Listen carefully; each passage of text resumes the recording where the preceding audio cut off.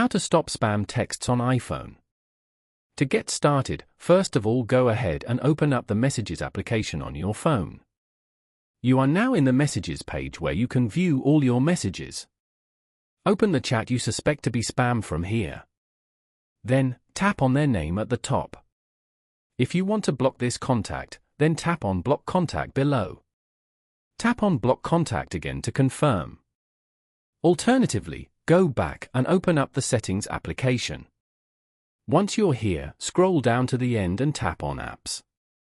You can view all your phone apps over here. Now, search for or scroll down to find Messages and tap on it.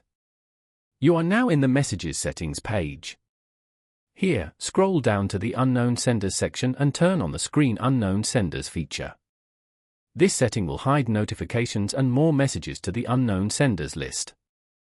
Following these steps, you can easily stop spam texts on iPhone.